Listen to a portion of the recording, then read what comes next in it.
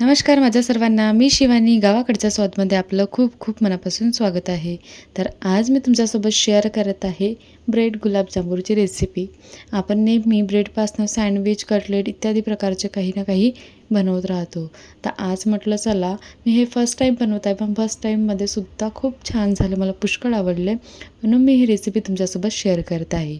त्यासाठी काय करायचं, जे नॉर्मल ब्रेड असते ना, स्पेशली तुम्हाला मिल्कवाले ब्रेड मिळेल ना तर खूप छान, त्याच्याने आणखी टेस्ट ना खूप मस्त टेस्टी वाटतात. किंवा व्हाईट ब्रेड जे कोणते मिळेल ते घ्यायचे.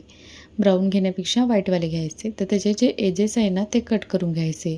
तर कमीत कमी मी हे 7 ते 8 ब्रेड घेतलेले होते आणि त्याचे एजेस पूर्ण कट करून घेतले साईडचे. आणि नंतर आपल्याला याला बारीक बारीक तुकडे करून घ्यायचे आहे एका पॉटमध्ये आणि बारीक चुरा याचा करून घ्यायचा आहे पूर्णपणे. छानपैकी असं हाताने मडून मडून पूर्ण बारीक होईल बा अशा प्रकारे करून घ्यायचं आहे. आता करून झाल्यानंतर काय करायचं आपल्याला, यामध्ये दूध टाकायचं आहे. तर दूध टाकताना मी 1 कप दूध घेतलेलं आहे, त्यामधलं चम्मचने 1-1 चम्मच टाकलं. तर कमीत कमी मला 3 ते 4 चम्मचच्या जवळपास लागलं. पूर्णपणे मला 4 चम्मचच्या जवळपास हे दूध लागलेलं आहे. तुम्हाला कमी जास्त लागू शकता, कारण की ब्रेडच्या क्वांटिटीवर डिपेंड असते की आपण किती प्रमाणामध्ये ब्रेड घेतलेले आहे किंवा कसे घेतलेले आहे. खूप जास्त जुने असले म्हणजे थोडेसे कडक असले तर त्याला जास्त दूध लागेल आणि नरम असेल ना तर थोडं कमी लागेल. तर त्याचा डो बनवून घ्यायचा आणि नंतर त्यामधलं मी जे दूध होतं ना थोडंसं 2 चम्मच ते साईडला ठेवून दिलेलं आहे, एक्स्ट्राचं उरलेलं. आणि जे डो आहे ना त्याला 10 मिनटं रेस्ट करायला ठेवून द्यायचं. तोपर्यंत आपल्याला चाशणी बनवून घ्यायची आहे. चाशणी बनवण्यासाठी 1 कप साखर, 1 कप पाणी टाकून अशी पातळसरच आपली जी नॉर्मल राहते ना चिपचिपीची तशी चाशणी बनवून घ्यायची आहे. त्यामध्ये थोडंसं विलायची पावडर किंवा इलायची 2 फोडून टाकायच्या, सोबतच थोडंसं कलरसाठी केसर टाकायचं. हे अगदी ऑप्शनल आहे. आता बघू शकता छानपैकी असा कलर आलेला आहे व चाशणीसुद्धा अशी चिपचिपी झालेली आहे. तर आता ऑलमोस्ट झाली आहे. तर मी गॅस बंद केली आणि याला साईडला ठेवली. आता ही चाशणी जी आहे ना ही खूप जास्त एकतारीची वगैरे राहत नाही, फक्त हलकीशी चिपचिपी असते, एवढीच आपल्याला तयार करून घ्यायची आहे. नंतर जो डो होता त्याला आणखी 1-2दा थोडंसं मळून घ्यायचं, छानपैकी असं मऊसर करून घ्यायचं, कारण की ब्रेड जास्त प्रमाणामध्ये मिल्क वगैरे किंवा पाणी वगैरे ॲब्झॉर्ब करते, तर त्यामुळे ते थोडंसं घट्ट येऊन जाते.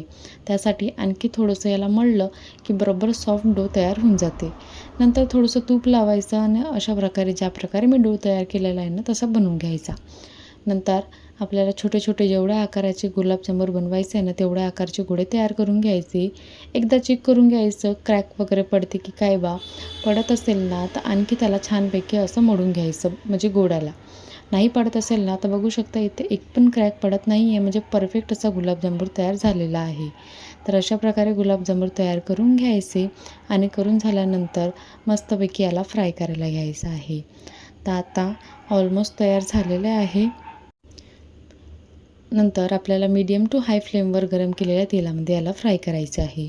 बिलकुल याला लो फ्लेमवर किंवा अगदी मीडियम याच्यावर मंद आचेवर झालेल्या तेलामध्ये फ्राय नाही करायचं.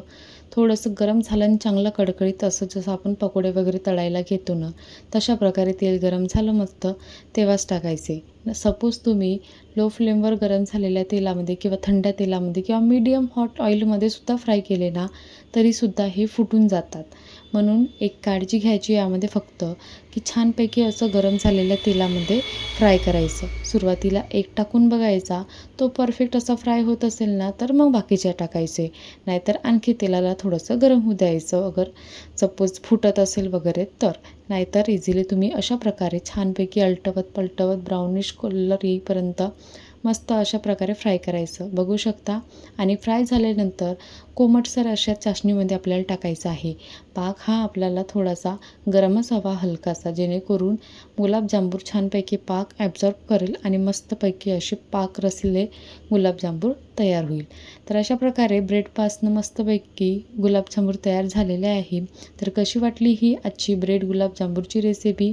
आवडली असेल तर बनवून बघा आणि चॅनलला सबस्क्राईब करायला विसरू नका. अशाच रेसिपी बघत राहा, एन्जॉय करत राहा. चला तर टेक केअर, बाय. तुम्हाला मी फोडूनसुद्धा दाखवते बघा. आतमधनं अगदी छानपैकी असे रसरशीत झालेले होते. खूप मस्त आणि खायलासुद्धा टेस्टी होते.